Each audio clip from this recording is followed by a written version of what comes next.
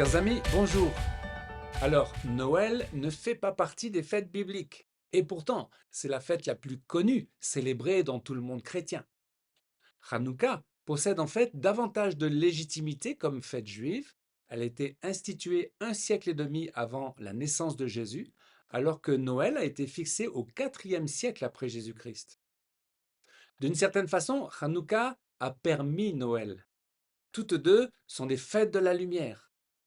Et de même que les lumières de la Hanoukia, placées à la fenêtre, chassent l'obscurité de la nuit, la venue du Fils de l'homme a pour but de chasser les ténèbres et apporter la paix sur la terre.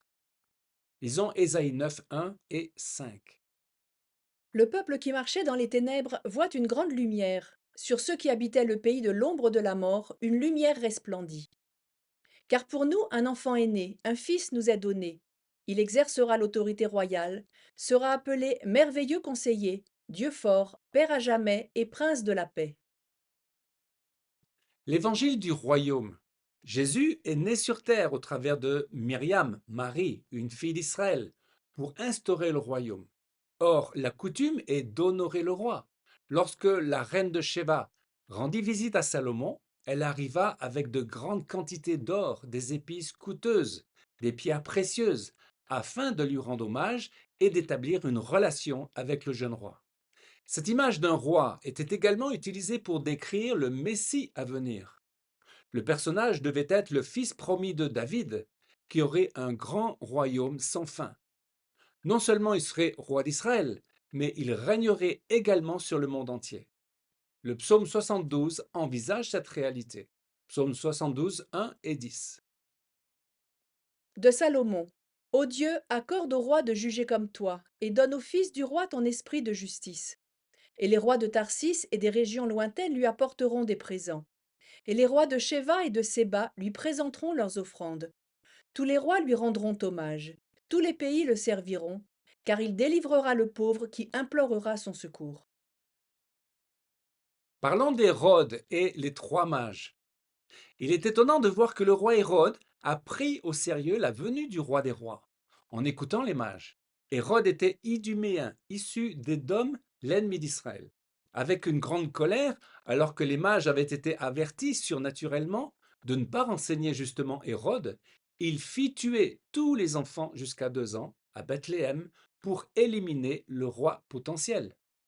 L'ennemi de nos âmes connaît bien la Bible et il est toujours là pour faire obstacle au plan divin. À nous de discerner la venue du roi des rois. Matthieu 2, verset 2. Jésus naquit à Bethléem en Judée, à l'époque du roi Hérode. Or, des mages venus d'Orient arrivèrent à Jérusalem et dirent: Où est le roi des Juifs qui vient de naître? Car nous avons vu son étoile en Orient et nous sommes venus pour l'adorer. Précision historique.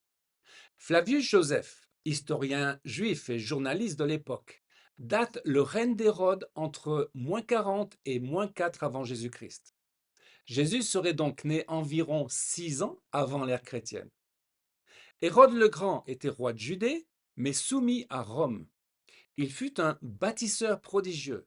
Outre des forteresses et des palais comme Massada, le Hérodion, il a construit le port de Césarée, mais son chef-d'œuvre, c'est l'embellissement du temple de Salomon à Jérusalem. Alors qui étaient les mages, les sages venus de l'Orient, et comment ont-ils trouvé leur route? Ils connaissaient parfaitement les prophéties bibliques, et comme avec un GPS divin, ils suivirent l'étoile de Bethléem. Matthieu 2, verset 9. L'étoile que les mages avaient vue en Orient allait devant eux jusqu'au moment où, arrivée au-dessus de l'endroit où était le petit enfant, elle s'arrêta. Quand ils aperçurent l'étoile, ils furent remplis d'une très grande joie. Ils entrèrent dans la maison, virent le petit enfant avec Myriam, sa mère, se prosternèrent et l'adorèrent. Ils ouvrirent leur trésor et lui offrirent en présent de l'or, de l'encens et de la myrrhe. L'arrivée de ces ambassadeurs est une démonstration royale. Les offrandes sont royales, de l'or, de l'encens, de la myrrhe. L'or évoque la royauté de Jésus, l'encens évoque sa dimension sacerdotale, mais également sa divinité, et la myrrhe est un parfum qui sert à embaumer les morts, donc évoque sa dimension prophétique et son humanité. Selon la tradition et en référence au psaume 72, les trois continents, l'Europe, l'Asie et l'Afrique, on fait même allusion aux trois fils de Noé, sont représentés au travers de ces rois mages. Parlons de la simplicité des bergers. Le roi est né dans une crèche, dans la simplicité et le dénuement. Ce sont les bergers des environs qui sont les témoins. Rappelons-nous, c'est David le berger qui fut choisi comme roi. Psaume 78, verset 70. Il choisit David, son serviteur, et il le tira des bergeries. Il le prit derrière les brebis qui allaitent pour lui faire paître Jacob, son peuple, et Israël, son héritage.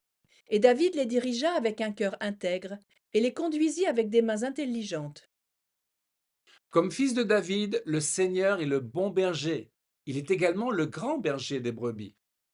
Nous devons comprendre au travers de ces comparaisons que Dieu aime la simplicité du berger et son talent qui est de donner sa vie pour ses brebis. Le berger n'est pas soucieux de lui-même et s'emploie à chercher le meilleur pour son troupeau. Les amis, la religiosité n'a aucune place à Noël. Chacun d'entre nous connaît par cœur le beau psaume 23, L'Éternel est mon berger. Il se trouve juste entre le psaume 22, qui parle de la croix, et le psaume 24, qui glorifie le roi de gloire. On peut résumer les traits de caractère du berger qui doivent devenir nôtres.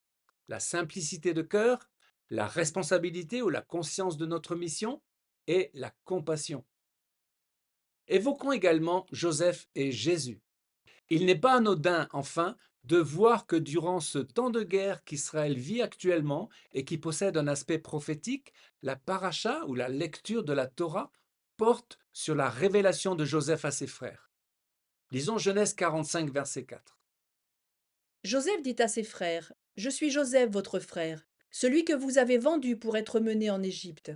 Maintenant, ne vous affligez pas et ne soyez pas fâchés de m'avoir vendu pour être conduit ici, car c'est pour vous sauver la vie que Dieu m'a envoyé devant vous. Joseph a tellement de points communs avec Jésus. Il est le fils choyé par son père Jacob, mais rejeté par ses frères, abandonné comme mort dans une fosse, vendu pour 20 deniers, jeté en prison durant 2 ans et relevé comme ressuscité pour devenir comme Pharaon. Joseph résume à lui seul le Seigneur comme sauveur et roi des rois. Étonnamment, le judaïsme considère le Messie d'une manière double, Ben Yosef et Ben David. Le Messie Ben Yosef a comme mission d'agir en précurseur du Messie Ben David. Il prépare le monde à la venue du Rédempteur, il conduit Israël à la repentance, à l'Alia et à la reconstruction de la nation et du temple messianique. Considérons également la Haftara, la lecture des prophètes de cette semaine. Ézéchiel 37. Lisons Ézéchiel 37, verset 19. Ainsi parle le Seigneur l'Éternel. Voici, je prendrai le bois de Joseph qui est dans la main d'Éphraïm, et les tribus d'Israël qui lui sont associées. Je les joindrai au bois de Juda, et j'en formerai un seul bois, en sorte qu'il ne soit qu'un dans ma main. Prophétiquement, Éphraïm parle de l'Église des nations, tandis que Juda représente Israël. Ce texte nous rappelle Éphésiens 2,15 qui évoque l'œuvre du Seigneur dans les derniers temps, celle de réunir Israël et l'Église et d'en faire un seul homme nouveau, comme un couple qui est une seule chair devant Dieu. Chers amis, dans cette situation de guerre terrible depuis le 7 octobre, qui nous fait entrevoir la guerre de Gog, soyons conscients qu'Israël traverse les douleurs de l'enfantement, car le Messie, le roi des rois, est proche. Rachel pleure ses enfants, comme du temps d'Hérode. Durant ce Noël 2023, faisons monter des prières en faveur d'Israël pour sécher les larmes de Rachel. Chers amis, en évoquant Jérémie, Matthieu identifie Jésus à Israël. Soyons un seul bois avec le peuple de Dieu qui souffre, soyons d'un même cœur, un dans la main de Dieu, dans l'attente du prince de la paix et du roi des rois qui établira une vraie justice sur la terre. Amen ve Amen. Chers amis, à une prochaine fois pour une nouvelle vidéo en direct de Jérusalem.